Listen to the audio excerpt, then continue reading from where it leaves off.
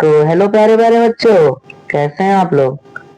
तो आज आज मेरा पहला लेक्चर है। तो आज का पहला लेक्चर होगा वीकेपी क्लासेस का।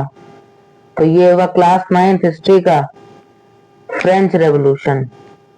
अब आप क्लास 8 से क्लास 9th में आ गए हो, तो आपके पास बहुत सारी जिम्मेदारियां भी हैं और बहुत सारा सिलेबस भी। तो इस सिलेबस को कवर करने के लिए मैं हमेशा आपके साथ रहूंगा और मैं आपके हिस्ट्री में नंबर आपका गोल रहेगा। आप सबसे ऊपर अपनी कॉपी के हेडर पे लिख लीजिए हिस्ट्री में 100 आउट ऑफ 100। ये आपका गोल रहेगा। यहाँ से ये गोल आपको रोज देखना है कि आपको ये गोल बोर्ड में अपने अचीव करना है। तो आज हमारा पहला चैप्टर है फ्रेंच रेवोल्यूशन। तो फ्रेंच रेवोल्यूशन की बात यूं है कि 14 जुलाई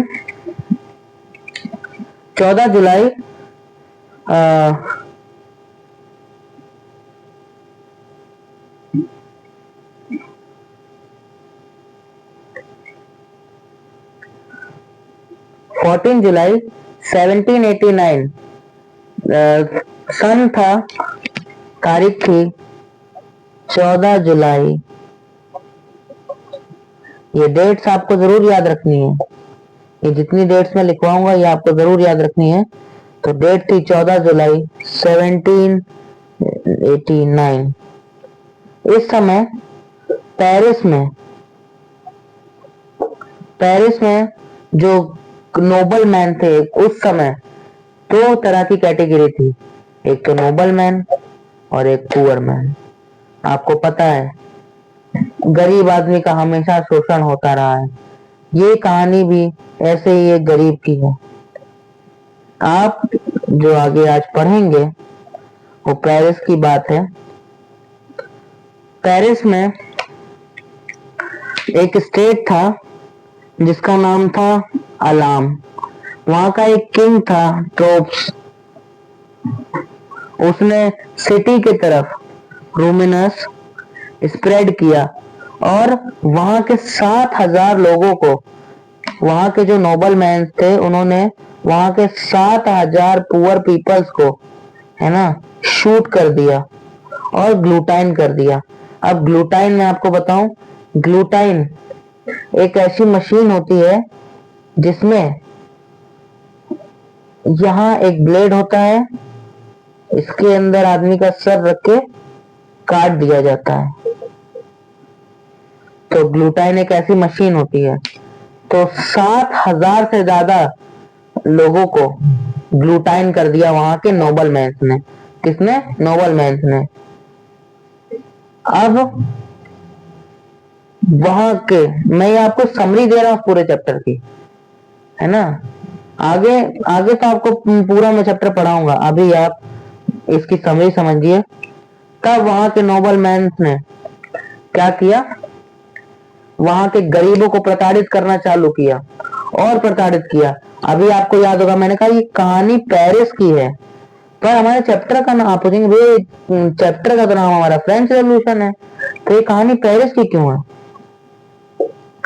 और पेरिस इटली में है। तो ये जो नोबल मैन थे, इनका आतंक पेरिस में चला और इसकी बात जब फ्रांस तक पहुंची तो वहां के जो पुअर पीपल्स थे उन्होंने क्या किया, पेरिस के नोबल मैन्स के खिलाफ एक जंग छेड़ दी जिसका नाम रखा फ्रेंच रेवोल्यूशन।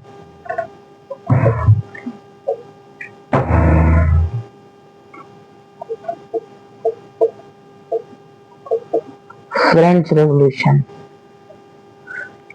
फिर इसके बाद बहुत लड़ाई हुई।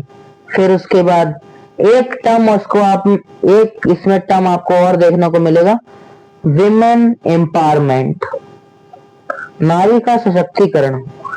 विमेन एम्पावरमेंट, जो नारी सशक्तिकरण है। अब नारी सशक्तिकरण क्या होता है?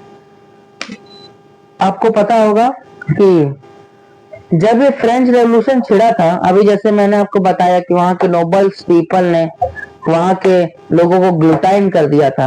अब जो उन पीपल्स की वाइफ थी, उनका क्या हुआ? तो उनको नोबल मैंस ने जेल में डाल दिया। तब वहां पे सारी नारियों ने मिलके, वहां की जितनी विमेन थी, उन्होंने मिलके एक अलाइड बनाई, जिसे वुमेन अलाइड कहा गया। आगे चल के आप इसके बारे में पढ़ेंगे कि वुमेन अलाइड क्या है ना। अभी मैं इसको आपको एक इसका ओवरव्यू देता हूँ, वुमेन अलाइड क्या है। इसमें 3000 वुमेन्स ने पार्ट लिया था।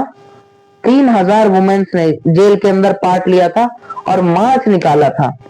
तब जेल के सिपाहियों ने उन वुमेन्स को